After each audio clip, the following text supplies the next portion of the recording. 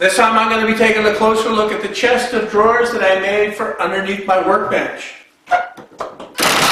First notable thing is that it's actually screwed onto my workbench in two locations. The first that I took off over there, and this one right here. Now with the screws removed, I can just pull the workbench back. And here's the unit. The first thing to show is this drawer that I made that is actually extra. When I got the unit built and slipped in underneath the workbench, I saw that I still had some space, so I made this drawer especially to fit in here. Nothing special about it, it's just made out of plywood. It has compartments for different things in here, and it rolls on these cheap sliders that you can get at any hardware store. The cabinet itself is made from one sheet of 3/4 inch plywood, and that includes the drawer fronts. The drawers are made from 5/8 inch OSB. Why did I use OSB? OSB is very cheap. For a 5/8 inch sheet, at the time I bought it, it was around $14. And these drawers, all 6 of them, took a little bit more than a sheet and a half to build. So to make those from cabinet grade plywood, it would have cost over $100 for a sheet and a half, as opposed to the 14 plus 7 is $21 for a sheet and a half of the OSB. As this is a workshop, I don't see a problem with using that material for the drawers. A high-end kitchen, maybe not, although it might be interesting. I've seen some high-end stuff made with OSB that looks kind of cool. I showed the drawers in my shop tour video, but not in detail.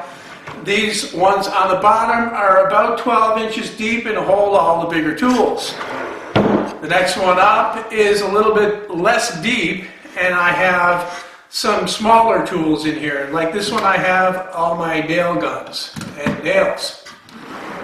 The one above that is the most shallow, and in here I have an assortment of measuring tools, plus I have a tray that I made especially for this drawer that holds drill bits and driver bits. Here I've taken one of the drawers out, and these are made very simply. They're just butt joints glued and nailed together. Even the bottom is butt joined to the sides with glue and nails. To reinforce the butt joints, I did these fat splines that are in the top and bottom of each drawer. This is something that I wanted to try out for a while. It is done by cutting this slot with the dado blade, then making this a spline from softwood in this case and gluing it in. And it acts almost like a box joint. I made the pulls for these from just regular 2x4s cut into this shape. It's got a slight bevel on the top and finger pulls on the bottom. These are 3/4 extension drawer slides, nothing fancy, and I have another video where I show how to install these very simply. Now, of my recent shop organization projects, this one has been the most effective at actually organizing my shop. I'm talking about this project today because I have a website article coming out on Saturday morning that goes over the construction of this project in detail. I didn't get a chance to film any of it while I was building it, but the website article will have all of the details. And you can read about that on Saturday morning. Also on Saturday morning, I have a regular video coming out. This one's on building my ultimate sanding block. That's an early project from a website from back in 2011. At the time, I attempted to make a video, but couldn't get it right for some reason. It was something that I tried 5 or 6 different times to make a video for that sanding block. None of them turned out good enough to put together, even though my standards were clearly a lot lower back then. That'll tell you how bad it was. Pretty stinky. Before I go, I have to say that, as you know, last week I said that I probably wouldn't be doing any more of these videos for 2 or 3 weeks. I also said that I might not get a regular video done.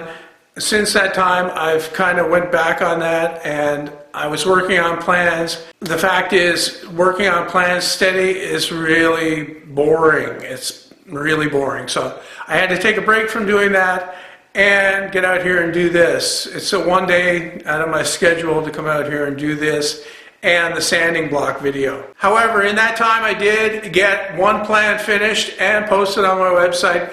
That is the bigger box joint that is complementary to my advanced box joint. I call it the ultimate box joint jig. And it nearly doubles the capacity of the advanced box joint jig. I also made good progress on the drill press cabinet plan, and I fully expect to have that done before the end of February. Well, that's it for now. I can't say that there's going to be a video next week. Probably there will, maybe there won't be. We'll see. I have to play this day by day right now until I get the plans done that I want to get finished. I hope you enjoyed it, and thanks for watching. Don't forget to check out my other channel for my house renovations. I posted a new video on there today, actually, this morning. Also, don't forget to go to my website tomorrow morning and check out the project article on the chest of drawers. It was I think it was $12 for one sheet. No, it was 14, I think, or 12. Like a memory, man. Anyway, so to make those from cabinet grade plywood, it would have cost around $100, as opposed to math skills, man.